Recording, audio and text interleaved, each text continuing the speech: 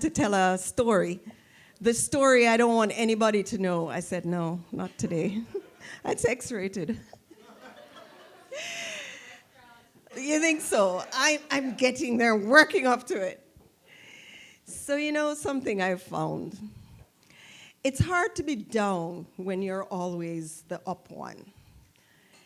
And it's hard to admit that you're unhappy when you're always the one that's happy and making others happy. And sometimes it's even hard to laugh, which is exactly when you need to do so. So in August 2009, I moved to Canada from Jamaica. And I guess like all new immigrants, you know, I was full of hope and excitement and joy. Yes, life was good in Jamaica, but man, this was gonna be even better. And so I moved here with all of this anticipation. Fast forward about 8 months, and I'd been doing some ad hoc projects and teaching at Ryerson. And I started to notice that my bank account was getting depleted. And I remember one day my daughter just screaming at me in total frustration. Mommy, because I just said to her, no, Victoria, I can't afford this yet again. And she screamed at me, well, Mommy, why don't you just get a job?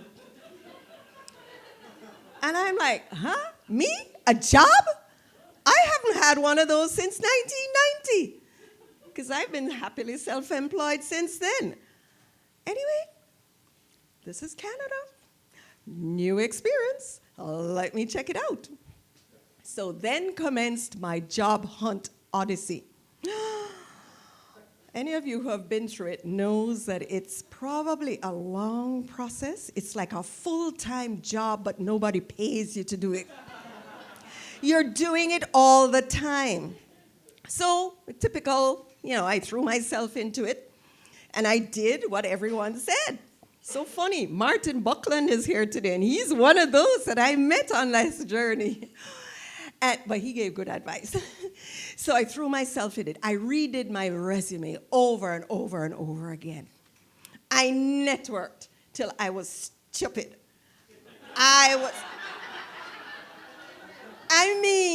Up at, on the TTC at 6:30 to get some breakfast networking meeting, to go see if I can meet somebody who can introduce me to somebody who can introduce.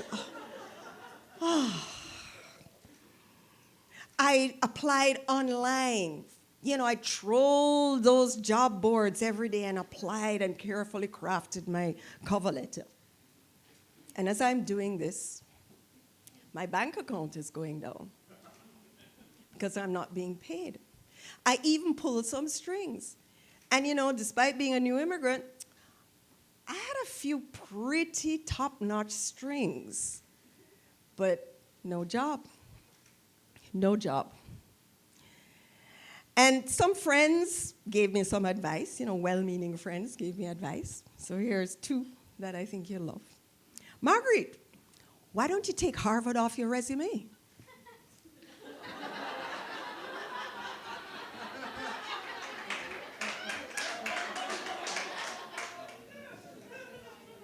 That's when I went to my laptop and I opened my resume and I changed.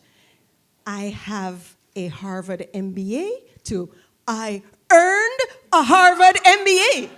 Because, God damn it, I earned it. And I was not taking it off my resume.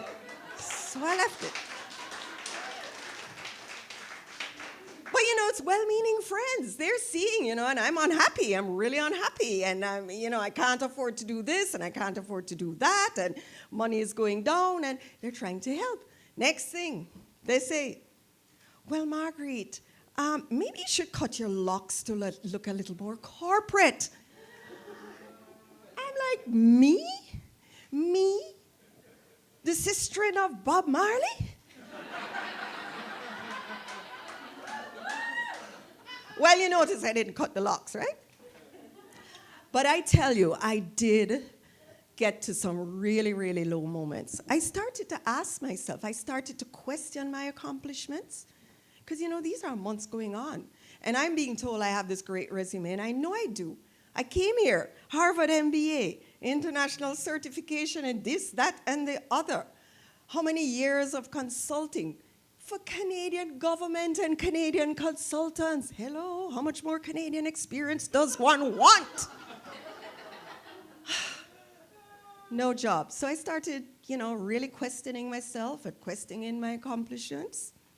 I even started to go to some dark places like, is it because I'm black?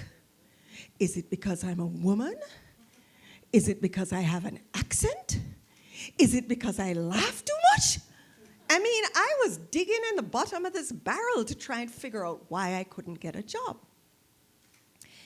And then on the 27th of October, 2010, I had an out-of-body experience, literally.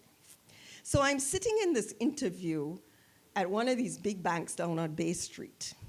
And I'm being interviewed by this woman, and I'm telling her about a time when, and telling her about a time when, and telling her about a time when. And all of a sudden, I feel myself, and out of my body, and I'm looking down at me, telling her about these times when, and looking at her, and it occurs to me, and I'm outside of my body, and I said, Marguerite, you do not want this job. You do not want to work for this woman. And you do not want to work for this organization. And yet I knew that if she had offered me that job right then and there, I would have taken it. I was that desperate. And something snapped. And in 45 minutes, on the subway ride home, from Bay Street home, I made a decision. I said, to hell with this begging and beseeching people to give me a job. I'm going to do what I've always done. If I can't find a job, I make a job. I abandoned my job search, and I started my own business. That was my decision. 45 minutes.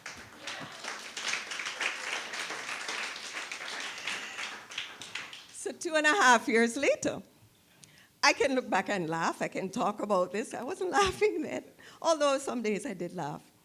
But I can look back now, and I can see, man, there were some great lessons there, and I'll share 3 with you. The first one is to stay true to who you are. Who are you? I mean, there were some days when I just wanted to curl up and cry. I wanted my mommy so bad.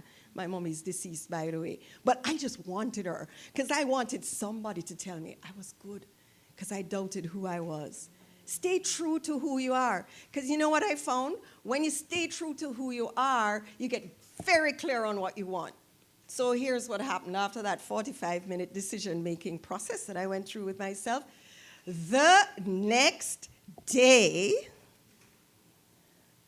by 5 o'clock, there was an email from a former client in Jamaica saying, Marguerite, would you be able to come to Jamaica in January to do our strategic planning retreat?